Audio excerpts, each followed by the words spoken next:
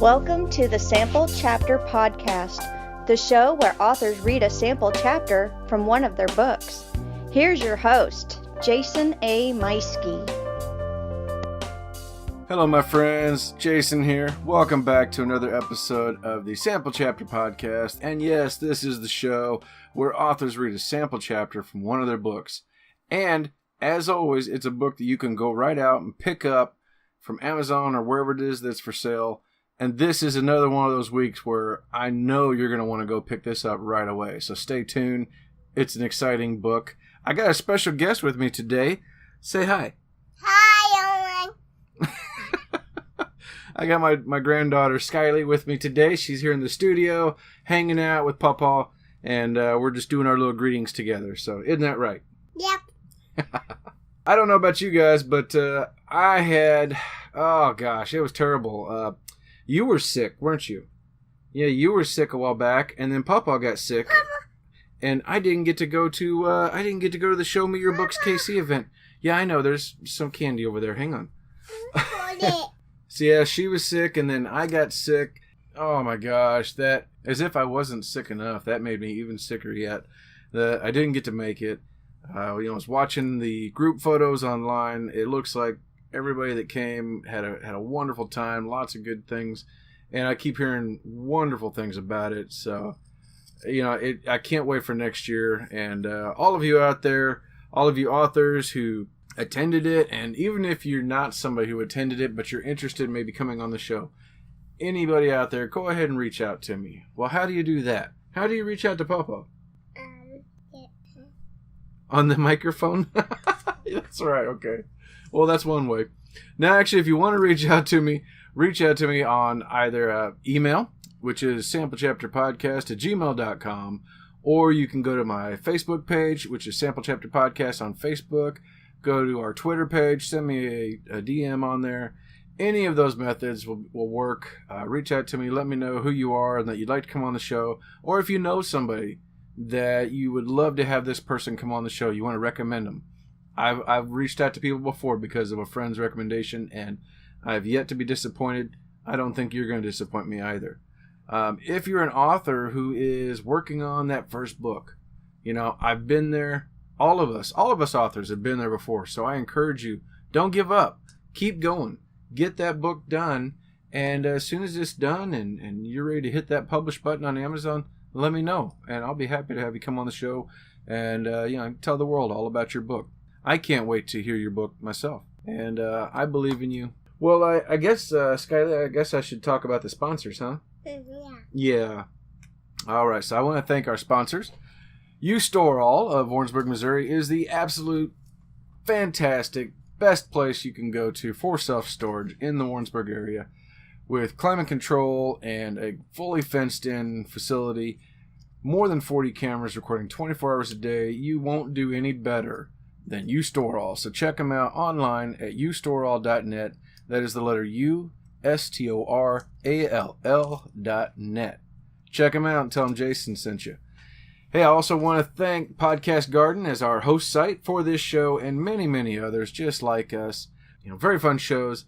Lots of good things to listen to. And if you're interested in starting your own podcast, you can do that the first month for free. So check them out. So head on over to podcastgarden.com and get yourself started. Well, today, do you know who my guest is today, Skylie? Can you say Carl? Carl, yeah. Carl Alves was my guest today. He is a horror, fantasy, sci-fi author who we ran into each other, or he reached out to me after hearing me on Armcast. The Armand Rosamilia podcast, Armcast podcast. And after we got to talking, I realized, well, doggone, I heard him on there too. And he got to talking about the book that you're going to hear today.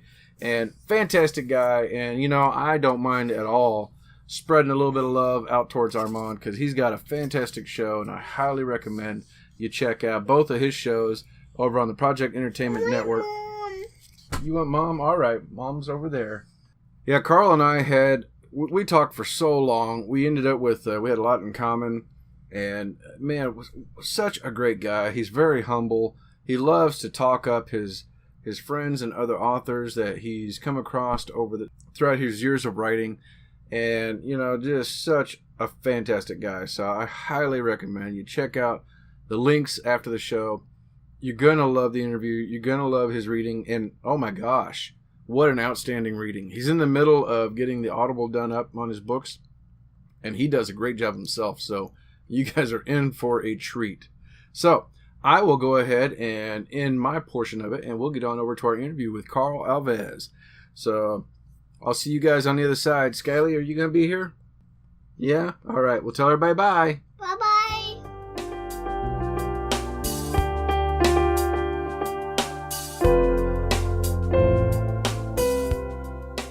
Welcome back, everybody. It's another episode of the Sample Chapter Podcast. Today's guest, I am sitting down with Carl Alves. And I just butchered your name. I know I did. You got it pretty good there. Did I? As soon as it came out, I thought, oh my gosh, I just messed. Carl Alves. How you doing, Carl? I'm doing fine. How are you doing? Not too bad. Better now that I've gotten past that. Tell the audience a little bit about yourself. Okay, well, I am a horror, fantasy, and science fiction author. I've been doing this probably for about 15 years or so. My first novel, Two for Eternity, came out almost a decade ago.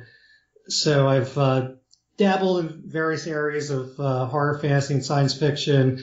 I've had about 25 to 30 short stories published in various anthologies and magazines and so forth. My most recent novel is Battle of the Soul. It's a supernatural thriller, and later on I'll be reading that, and hopefully everybody will like my narration. I'm not a professional voice guy, so hopefully it'll work for everybody. I think it'd be great. So that's my writer part. My day job, I'm an engineer. I have a degree in biomedical engineering. I have been working for the past couple decades in the pharmaceutical and medical device industry. Right now, I'm living in central Pennsylvania. I work for a medical device company, and that's not nearly as fun as writing. I agree. Yeah, I look forward to that's the dream for all of us to get to start doing this full time. So. Although I don't mind the work at all. It's not bad. A lot of people don't like the working world and the corporate world and the 9-to-5 type job. For me, it works fine. I don't complain about it. Well, that's good then, and it's a nice breakup. I think sometimes having that day job is a big inspiration for our work when we are writing. Yeah, I really don't know what I would do if I was a full-time writer. I don't know how I would structure my day. I don't know how I would do my writing because currently, I have so very little time to write. Mm-hmm. So I have my day job. I have 2 kids, one who's about to enter high school, the other is entering 3rd grade, and obviously that takes a lot of time. My wife is a physician, so she's on call a lot, and I have to take care of the kids and take them to activities and so on and so forth. So actual writing time is limited, and it usually happens in very short bursts. And I know I have very little time to produce, and I have to just get my butt down on this chair and start writing. If I had all day to write, I don't know what I would do. I don't know how to handle that. How long do you think it takes you to get a book out on average? It's hard to say because I don't work on one particular thing at a time. I mix in short stories. I'm working on 3 different novels at a time. So it's hard to say. If I were to take a guess, I would say from the time I first start writing it to the time I end is probably maybe about 3 to 4 years. But then I'm working on other stuff in the meantime. Mm-hmm. Okay. So it's a bit of a slow process. Lots of editing. Yeah, absolutely. Well, now, so you began with you had a lot of some short work and stuff that you said you sold. What about Two for Eternity, your first book that kicked it all off for you? Tell us about that. Yeah. So Two for Eternity wasn't actually the first one that I wrote. The first book that I wrote was my novel Conhacera, which was my one right before Battle of the Soul. But it was the first one that got picked up by a publisher. The publisher is is now defunct, which is a good thing because it was a very lousy publisher and the experience was not very good. But fortunately, the publisher disappeared from the face of the earth, nowhere to be found. So I assumed my rights. Actually, my first two books, Blood Street and Two for Eternity, were both with that same publisher. And then after that publisher disappeared off the face of the planet, I self-published them.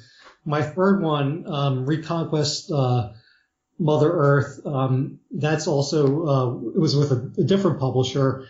And they do a fine job, but what I found was that unless the publisher has a lot of reach, a lot of contacts, and a lot of know-how, there's not really a lot that they can do that I can't do myself. Mm-hmm. So for my last two, I just decided to not even bother with finding a publisher and just go the self-published route. Actually, for Battle of the Soul, I did have an offer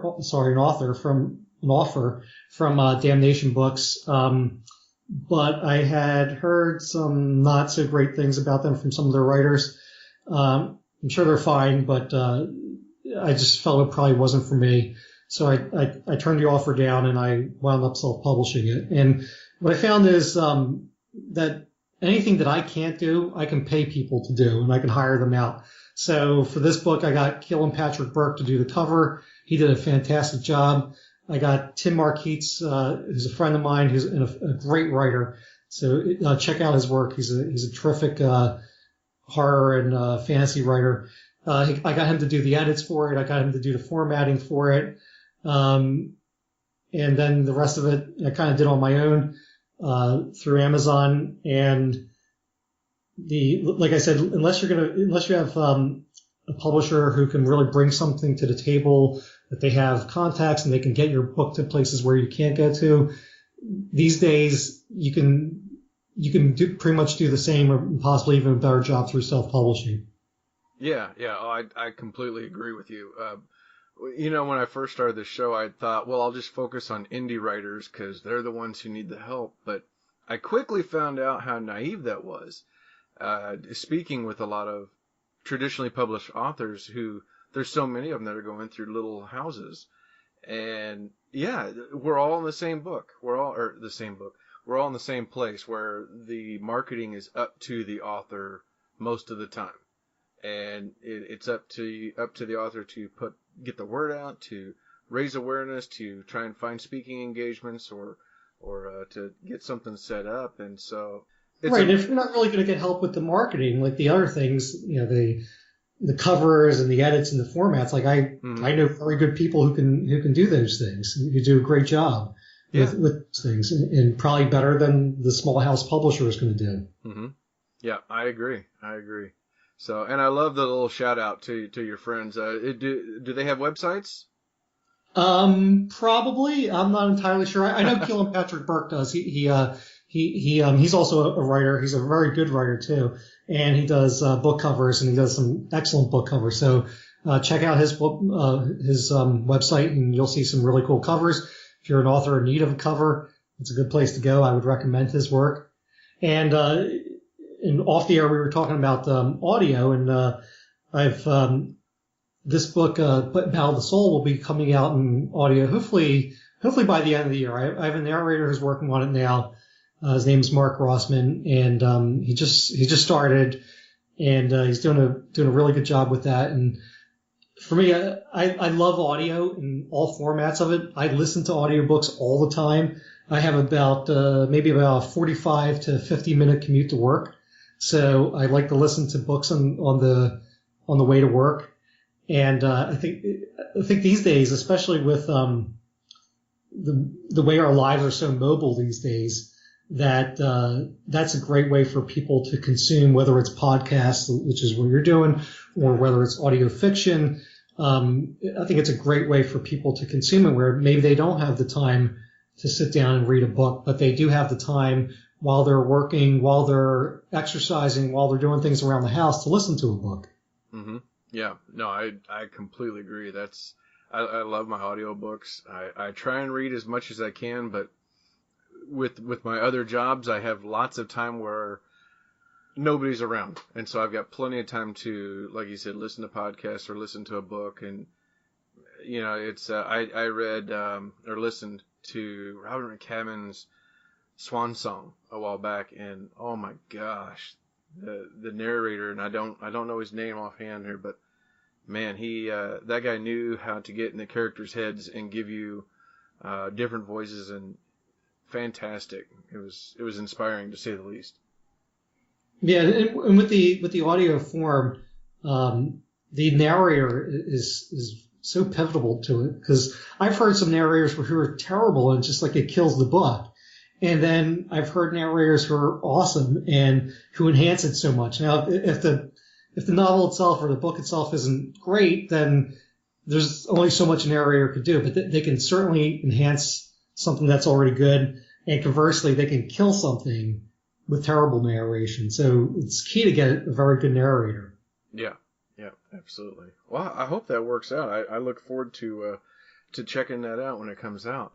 So now, what was after you did Two for Eternity? What was your next one to come out? So my next one was Blood Street, with the same publisher who did my Two for Eternity, which was Weaving Dreams Publishing, and then they came out with a new imprint called True Grit Publishing, and that was the first book in that line.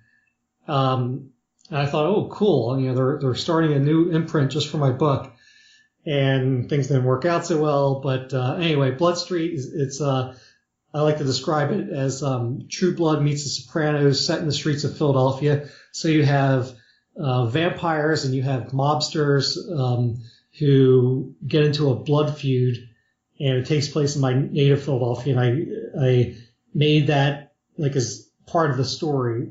So if you're from there, you'll find lots of really cool little Easter eggs and things that I thought were really cool that I added to it. That's fantastic.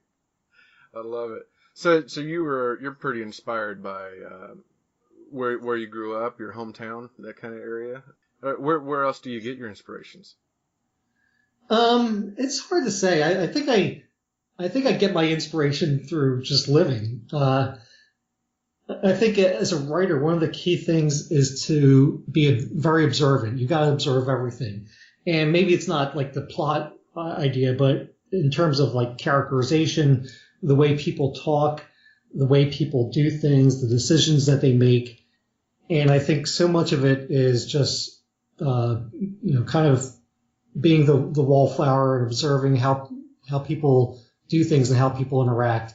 Now, as far as my last book, Battle of the Soul, I'm not entirely sure where I got that inspiration, but I think it's a cross between The Exorcist, John Constantine, and a little bit of the X-Men thrown in there, which seems like a very odd combination of things.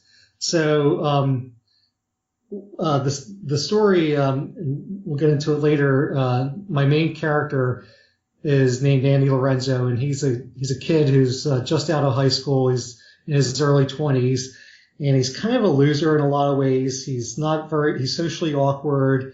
He can't do a whole lot of things right. He gets into a lot of trouble. He's got a bit of a drinking habit. He's got a gambling habit that he can't afford. But he's got one thing that he's really good at, and that he's the greatest exorcist that humanity has ever known. And in my story, it's set in a time where possession has become rampant, and more people who are becoming possessed are dying from the possession, and priests who try to use the old Latin Roman Catholic rites of exorcism are finding it failing. And Andy is the one person that demons cower in fear from. So he's got special abilities. What he does is he doesn't have a Bible or prayers or anything. He can physically go into the person's soul, and in the person's soul, he has what you might want to say as superpowers. So he's incredibly powerful. And the demons he faces are also very powerful, but he always seems to have a way of vanquishing them, and he continues to grow in strength. And all that changes when he encounters this 8-year-old girl named Kate, who becomes possessed, and inside of her soul is a trap that's waiting for him, and it's the toughest battle that Andy ever has to face. Wow. Okay. And this is again, that's Battle of the Soul. Yes, that is. Okay. Yeah. Man, this is fantastic. It sounds like a Constantine kind of theme to it. Then that's really awesome. Yeah, and that's one of my inspirations for it. Because when I saw the movie for the first time, I wasn't familiar with the graphic novel, and I was like, oh, that's a really cool idea. The Exorcist is cool, and the rites of exorcism and things like that, but the idea of kind of physically going into battle was something that rang for me, and that was something that held my interest for a long time, and then eventually that evolved into this book. You know, and it's funny because as you start talking about that, I started remembering that I remember hearing you on over on Armand Rosamelia's podcast talking about this book. So this is really cool, and it definitely is gaining a lot of attention, it seems like. Yeah, and I'm a fan of Armand's podcast, and he was nice enough to give me a blurb for this book. So I sent it out to him prior to publication, and he enjoyed it. And Mort Castle, who's a guy I have a lot of respect for, who's a horror icon, he also really enjoyed this book, and he gave me a blurb for it as well. And if I can get the approval of those two guys, and then I feel as if I've done something right. Oh yeah, yeah, absolutely. Yeah, I think you're definitely on the right track if you're getting their approval. So. Well done. I'm gonna have to pick this up then. So while we're at, tell us a little bit about a couple of these others here. You got Conazero and your Reconquest Mother Earth. Okay, so Reconquest Mother Earth, that was my dabbling into science fiction. I'm not much of a, even though I'm an engineer, I'm not much of a science fiction kind of guy, and really it's more about an alien invasion. So what happens in that is aliens invade the planet. On the first day of the invasion, my main character, who's a Navy SEAL, he gets knocked out. He's unconscious. He goes into a coma. He wakes up 5 years later under the care of an alien physician, and he finds out that the planet that he once knew and loved has now fallen to the aliens. The vast majority of the human population has been wiped out. Another chunk of the population is working as slaves in mines for the aliens, and what's left is just trying to survive. So he leads a one-man mission to take the planet back from the aliens. And I have incredible amount of respect for all branches of the military, but in particular for Navy SEALs. I think they're living superheroes. So that character is a tribute to not just the people who serve our country, but to the SEALs in particular. So it's a sci-fi book, but without a whole lot of hard science fiction, and the hard sci-fi was mostly thanks to my editor Mara Hodges, who worked with me in the book. And Conhacero was the first book I ever wrote. It's a horror thriller book. It's set in the Bay Area in San Francisco, which is kind of different for me because I grew up in Philadelphia. But I thought that would be a good place to set it at.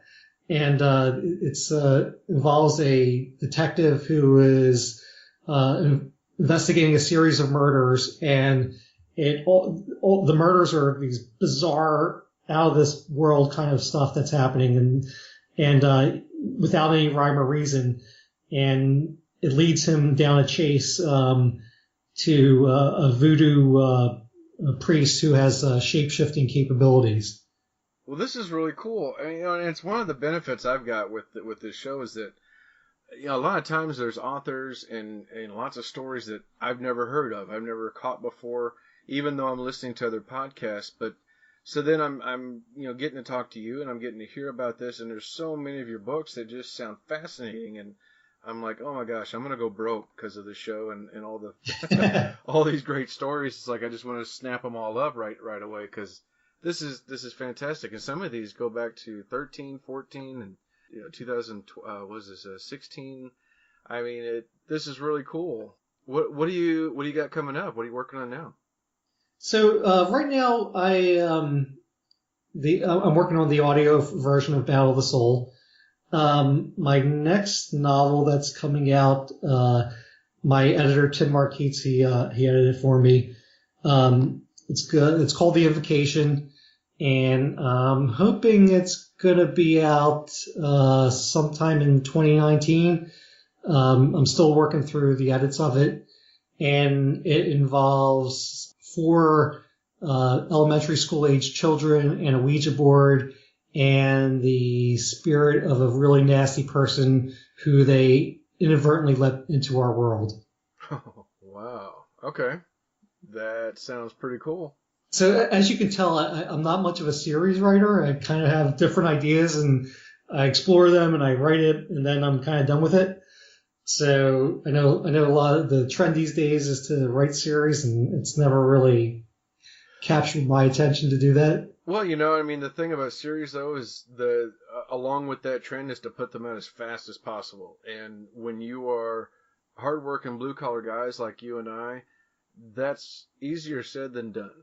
Yeah, that's true. And and I don't know, like the nice thing with writing the books like you're doing is once they're ready, you can just put them right out. You don't have to worry about, well, let me wait on book 2 and 3, and then that way I can do a quick release. It's this is ready. Let's go for the rest. The only thing that's slowing me down is myself and my own time limitations. So. There you go. Absolutely. Carl, where can people find you online? Okay, well, easiest place is my website, and it's very simple. It's www.carlalves.com, so it's my first and last name. So I got that website a while ago. Before I figured it would be good to grab it before someone else with that name grabs the website. So you can find my stuff there. I'm still working on it. My Amazon page is also a good place to look for all my fiction that's out there. I'm on Facebook as well, and Goodreads if that helps. So you can see me. You can find me at Carl Alves on Facebook. And I love that you're on Goodreads too, because whenever somebody's reading your book on Kindle, you're able to just leave your review right away. And I know one of the things I like to do is I'll put my reviews up on Goodreads, and then I copy that and bring it over to Amazon. So that way it's on both places, depending on where the author prefers it. But some people like one or the other, but I like them both.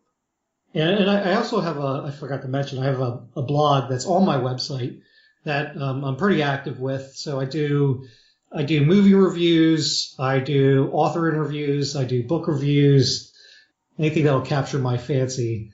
So you can check that out. I usually try to update it once or twice a week.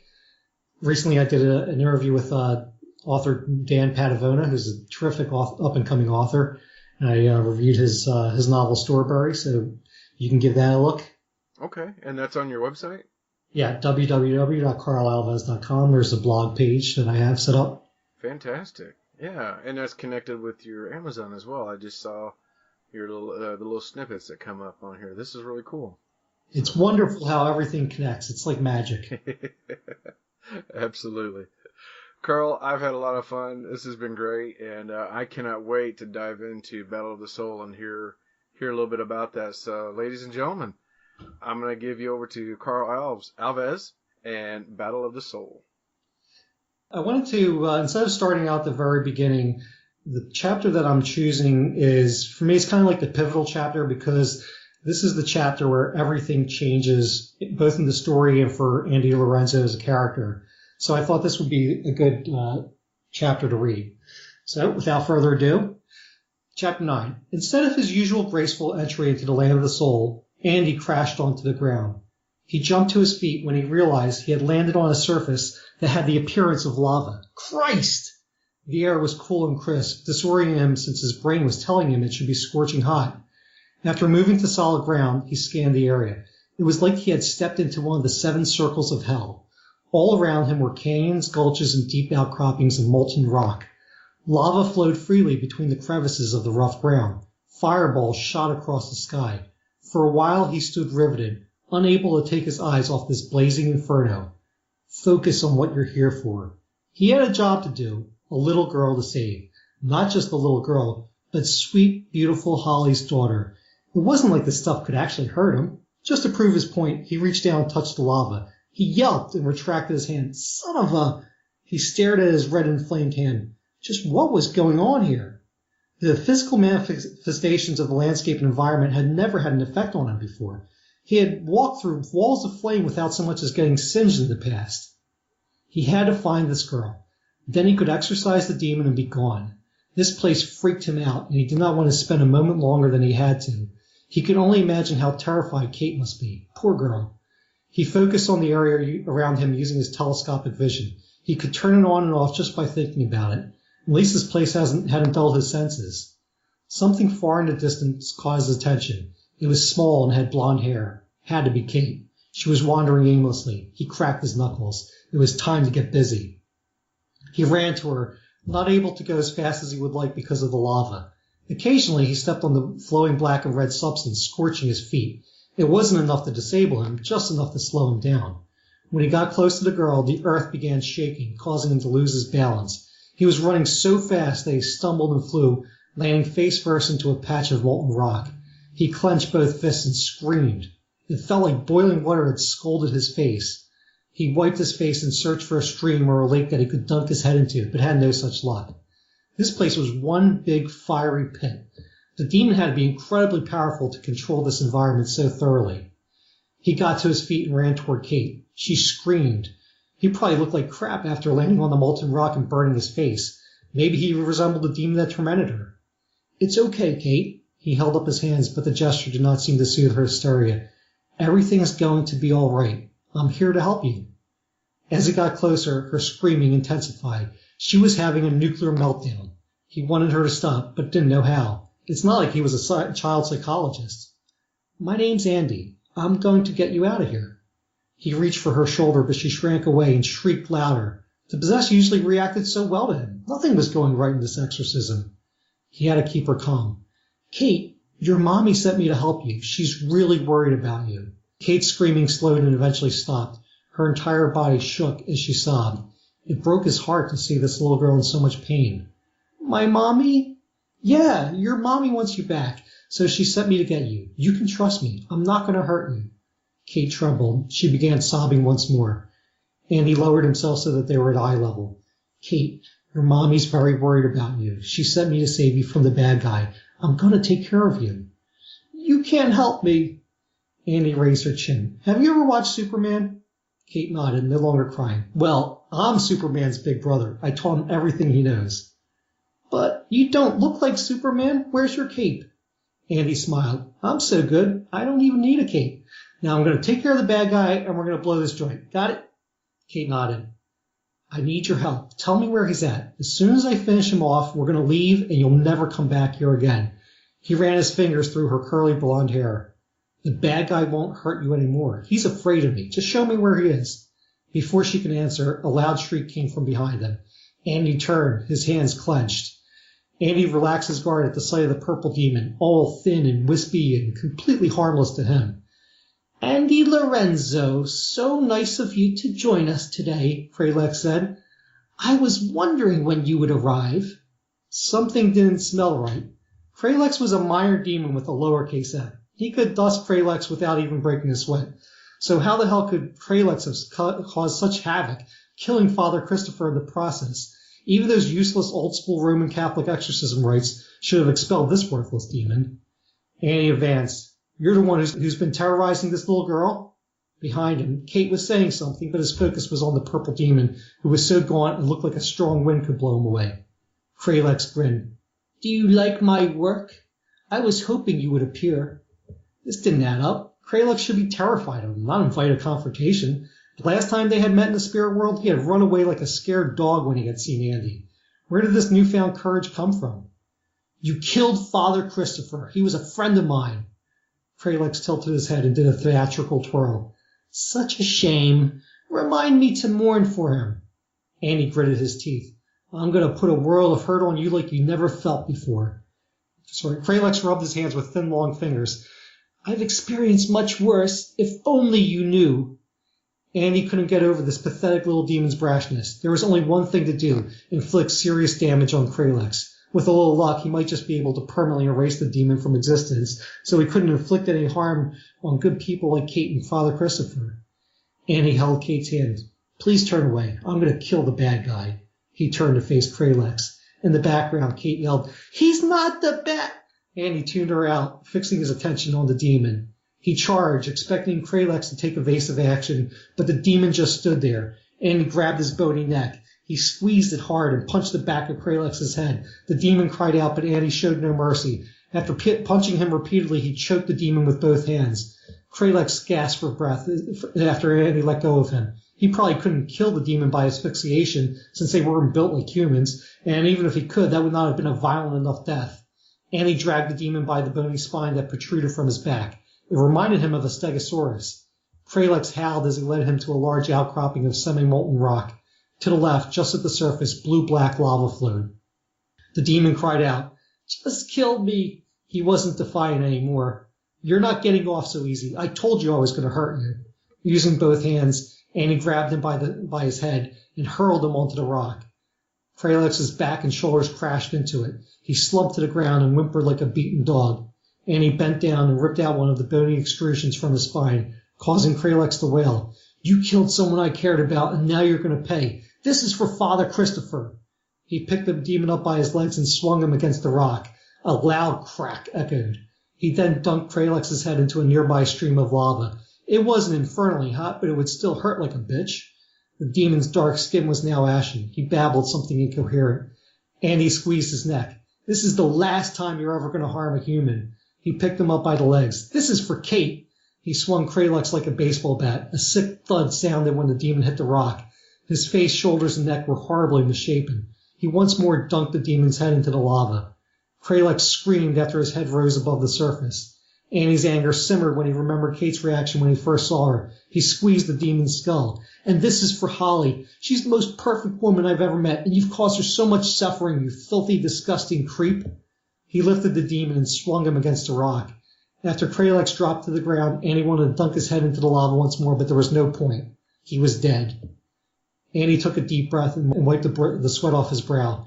He felt no satisfaction after killing Kralex. It had been too easy. He looked around, a form frowning on his face. Kralex's death had not changed the environment. It was still the blazing inferno it had been when he first arrived. After he killed the demon, the entire landscape should have changed instantaneously. That was how it always worked. He clenched his fists, dispelling any notions of the way things were supposed to be, since around here nothing was normal. He walked toward Kate. The girl had a blank stare on her pale face. "I, got rid of the demon?" She shook her head and closed her eyes. "He was the nice one." Andy nearly stopped breathing. "The nice one? There's more than one?" Kate nodded. "He talked to me and got me stuff. The other ones are real mean." "Others as in plural? There was more than one demon infesting the girl's soul? How was that possible?" Not for the first time, he wondered what the hell was going on here.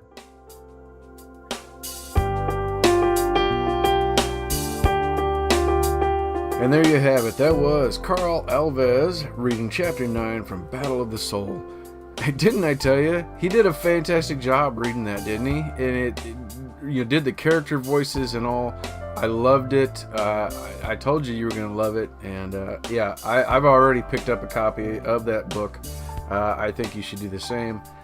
Check him out. Follow all the links in the show notes so you can follow his website at carlalves.com and his blog. Don't forget to follow us, subscribe so you don't miss another week. Give us a little rating if you like the show, and we will see you again next week with another author, another story, and another sample chapter. Bye, everyone. Bye.